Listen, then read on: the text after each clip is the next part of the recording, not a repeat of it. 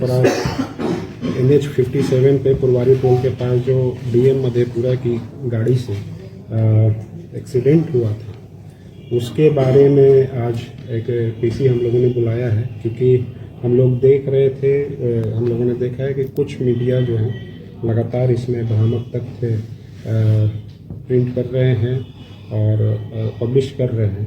तो ये ज़रूरी है कि उस पर जो क्लैरिफिकेशन है वो हम लोग दें। हम लोगों ने पहले भी क्लैरिफिकेशन अपने सोशल मीडिया हैंडल पर डाला हुआ है। कुछ प्रिंट मीडिया ने या जो इलेक्ट्रॉनिक मीडिया है वो उस चीज़ों को संज्ञान में न लेते हुए तथ्यहीन चीज़ों को चलाया गया है उनके द्वारा, जो कि काफ़ी खेदजनक है। तो उसी के लिए हम लोगों ने आज ये बुलाया है। अब घटना का सार ये है कि 21 तारीख को जो है लगभग सुबह 8 बजे के आसपास में पुरवारी टोल के पास फुलपरास थाना अंतर्गत NH57 है, उसी पे गाड़ी मधेपुरा DM की गाड़ी जा रही थी। वहीं पे जो है NH57 के NHI के जो कर्मी है कार्य कर रहे थे, जो वाइट पट्टी होती है उसकी पेंटिंग करने के लिए कार्य कर रहे थे। वहाँ मशीन भी थी। गाड़ी चूँकि तेज आ रही थी NH पे 4 लेन पे, तो जो मशीन से पहले टकराई, उसके बाद जो मजदूर काम कर रहे थे उनको टकराई, और उनको बचाने के चक्कर में जो लेफ्ट साइड में महिला और एक बच्ची थी वो जा रही थी, उनके साथ उनसे टकराई, और उसके बाद जो रेलिंग लेफ्ट साइड में होती है वहाँ पे टकरा कर गाड़ी रुक गई। उसमें जो है घटनास्थल पे ही जो बच्ची और महिला थी उनकी मृत्यु हो गई, और जो मजदूर थे वो घायल थे, जिनको तुरंत ही वहाँ पे SDPO SHO और SDO तुरंत वहाँ पे घटनास्थल पर पहुँच करके, और वहाँ पे डायल 112 की गाड़ी भी तुरंत पहुँच गई थी 5 मिनट के अंदर में, और उन लोगों ने जो घायल हैं उनको इलाज के लिए अस्पताल भेजा। बाद में एक और जो मजदूर थे NHI के, उनकी भी मृत्यु होगी। तो टोटल इसमें 3 लोगों की मृत्यु हुई थी। इसमें पुलिस के द्वारा सभी जो एक्सीडेंट केस में जो प्रोटोकॉल है उस हिसाब से कार्रवाई की गई है। इसमें जो SDPO है तुरंत घटनास्थल पे पहुंचे थे। उन्होंने जो एक ज्वाइंट इंस्पेक्शन रिपोर्ट होता है, जिसमें कि NHI के इंजीनियर होते हैं, और उसके अलावा MVI होते हैं ट्रांसपोर्ट डिपार्टमेंट से, और पुलिस निरीक्षक, लेकिन हम लोगों ने SDPO पर रखा था। उन लोगों ने वहाँ पे घटनास्थल को निरीक्षण किया, वहाँ पे क्या अगर कोई फॉल्ट है रोड में, रोड की इंजीनियरिंग में, इन सब सारी चीज़ों को देखा जाता है। किसी तरह का ब्लॉकेज है, किस कारण से घटना हुआ, दुर्घटना होने का क्या कारण है, उस बारे में ये जाँच की गई थी। और उसमें यह पाया गया कि एक तो गाड़ी तेज़ थी, और चूँकि पेडेस्ट्रियन जो जा रहे थे उनको बचाने के चक्कर में ये घटना हो गई। तो इसमें मेरे द्वारा तुरंत ही जो IO है, एक इंस्पेक्टर लेवल के IO को इसका इंस्पेक्टर लेवल के ऑफिसर को IO बनाया गया, ताकि इसमें गंभीरता से इसकी अनुसंधान हो सके। और जो है SDPO के द्वारा तुरंत ही पर्यवेक्षण किया गया। उसके अलावा FSL की मुजफ्फरपुर टीम को भी बुलाया गया, जिसने गाड़ी की जाँच की है। MBI ने भी जो दुर्घटनाग्रस्त गाड़ी है उसकी जांच करके उसमें तकनीकी खराबी है कि नहीं, उसका भी रिपोर्ट उन लोगों ने तुरंत सौंप दिया था। IO के द्वारा जो गाड़ी चला रहे थे उसकी पहचान करने के लिए वो मधेपुरा गए थे। मधेपुरा में स्थापना, जो DM ऑफिस में स्थापना है, वहाँ से उन्होंने डिटेल मांगा कि कौन गाड़ी चला रहे थे।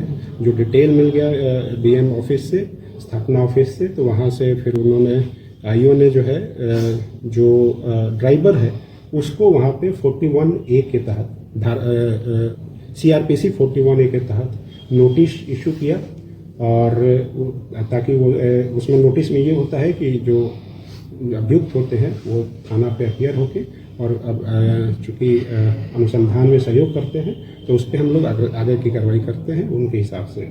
उसमें चूँकि ये सुप्रीम कोर्ट का गाइडलाइन है, जो केस हुआ है वो IPC 279, 304A, 337 और 338 IPC के धारा के अंतर्गत हुआ है, जो कि सभी जमानतीय धारा होती हैं। और सुप्रीम कोर्ट का जो गाइडलाइन है, जिसमें 7 साल के नीचे के जो भी सजा होते हैं, उसमें हम लोग 41A का नोटिस देते हैं। तो 26 तारीख को नोटिस दिया गया था ड्राइवर को, मधेपुरा में जाकर के IO ने दिया था, और ड्राइवर थाना पे अपीयर 28 तारीख को हुआ था, और उसको वहीं पे चूँकि वो 41A का सारे शर्तों को पूरा करता था, वहाँ से उनको रिलीज कर दिया गया। तो ये सारी कार्रवाई हुई है। उसके अलावा जैसा मैंने बताया कि FSL और MVI का भी सारी जांच हुई है। FSL का रिपोर्ट अवेटेड है। उसके अलावा जो मुआवजा की सारी चीज़ें थी उस पर हम लोगों ने प्रतिवेदन समर्पित कर दिया है। पारिवारिक मुआवजा का सारा प्रतिवेदन समर्पित हो गया, जिसमें उनको अब बस 1 से 2 दिनों के अंदर में वो लाभ भी मिल जाएगा। जो ज्वाइंट इंस्पेक्शन का रिपोर्ट होता है वो हर एक्सीडेंटल केस में आईरेड सॉफ्टवेयर होता है, आईरेड वेबसाइट है जिसका फुल फॉर्म होता है इंटीग्रेटेड रोड एक्सीडेंट डेटाबेस, उसमें भी अपलोड कर दिया गया है। और जो एक PHQ को रिपोर्ट भेजा जाता है वहाँ भी भेज दिया गया। SDPO के द्वारा इसमें सुपरविजन भी कर दिया गया है और अन्य बिंदुओं पर जांच जारी है। तो यही जो है सारी जो प्रोटोकॉल है एक्सीडेंट का, एक्सीडेंटल केस में अनुसंधान को सारी चीज़ों को पूरा किया गया है। पर यह है कि कुछ मीडिया इसमें ये बताने की कोशिश कर रही है तथ्यहीन चीज़ों को कि पुलिस जो है मदद कर रही है, ऐसा कुछ नहीं है। जो नॉर्मल एक्सीडेंटल केस में कार्रवाई होनी चाहिए, जो विधि सम्मत कार्रवाई होनी चाहिए, वो सारी चीज़ें की गई हैं तब तक।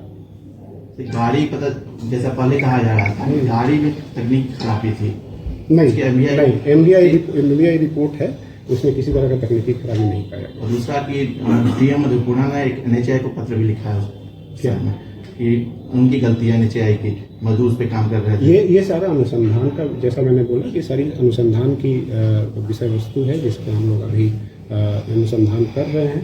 जो अभियुक्त, जो मेन अभियुक्त का ड्राइवर, उस पर हम लोगों ने कार्रवाई की है। और भी जो सारी टेक्निकल चीज़ें हैं वो सारी चीज़ों को हम लोगों ने करवाया, FSL हो या MBI की इंस्पेक्शन हो, सारी चीज़ें की है। DM मधेपुरा गाड़ी भी थे। देखिए, चूँकि ये क्रिमिनल केस है, क्रिमिनल केस में खासकर एक्सीडेंटल केस में चालक कौन है उस पर ज़्यादा हमारा फोकस होता है, तो हम लोगों ने उस पर अभी अनुसंधान